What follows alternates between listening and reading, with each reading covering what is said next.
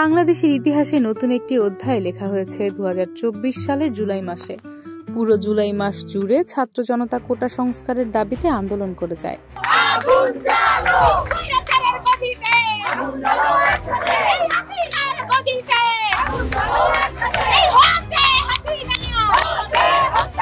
ছাত্র জনতার অভ্যুত্থানের মুখে গত বছর আগস্টের 5 তারিখে দেশ ছেড়ে পালিয়ে যান সাবেক সরকার প্রধান শেখ হাসিনা।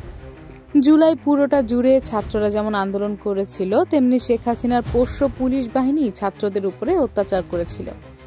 জুলাই 18 তারিখে পুলিশের গুলিতে প্রথম শহীদ হয়েছিলেন বেগম রোকেয়া বিশ্ববিদ্যালয়ের ছাত্র আবু সাইদ। তারপর থেকে পুলিশের অত্যাচারে নিহত হতে থাকে একের পর এক শিক্ষার্থী এবং সাধারণ মানুষ। জাতিসংঘের মানবাধিকার কমিশনের তথ্য অনুযায়ী 16 জুলাই থেকে 11 আগস্ট 2024 পর্যন্ত গণহত্যায় 650 জন নিহত হন। তবে উপদেষ্টা এম শাখাওয়াত হোসেন এক সাক্ষাৎকারে উল্লেখ করেন যে প্রকৃত মৃতের সংখ্যা 1000-এর কাছাকাছি হতে পারে। 5 আগস্টে শেখ হাসিনার পদত্যাগের পর 8 আগস্ট নোবেলজয়ী ডক্টর ইউনূসকে প্রধান করে গঠিত হয় অন্তর্বর্তী সরকার। এখন সেই সরকারের অধীনে দেশ পরিচালিত হচ্ছে। তারা একত্রিত হয়ে দেশকে সংস্কার করার প্রচেষ্টা চালাচ্ছে। এরই মধ্যে শুরু হয়েছে ঢাকা আন্তর্জাতিক বাণিজ্য মেলা।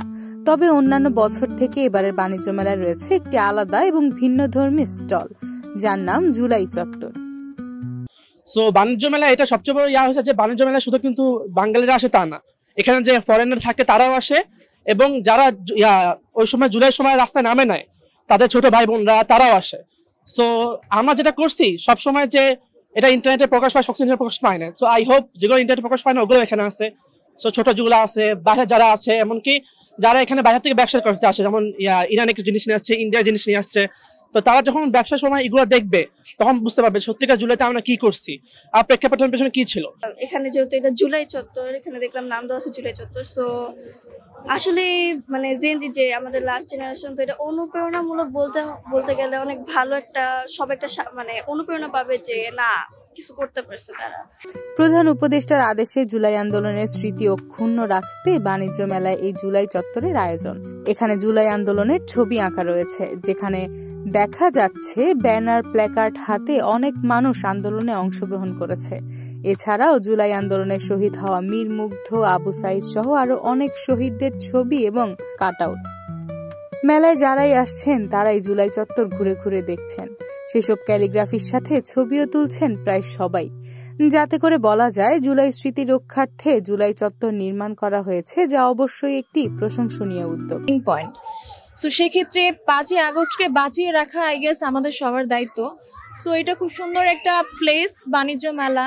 এখানে বাংলাদেশের স্পেশালি ঢাকার মোস্ট অফ দি মানুষই আসে। সো তারা এরকম একটা জায়গায় এসে বাংলাদেশের হিস্ট্রিকে 5 আগস্টকে এত কাছে থেকে দেখার একটা সুযোগ হচ্ছে এত সুন্দর প্রেজেন্টেশনের মাধ্যমে।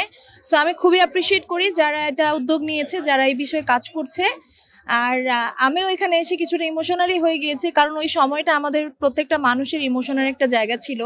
তো এটা আসলে আমাদের তরুণ প্রজন্মকে আসলে অনেক বেশি ইন্সপায়ার করবে সামনের দিকে, যে না এরকম একটা বিপ্লব বাংলাদেশে হয়েছে।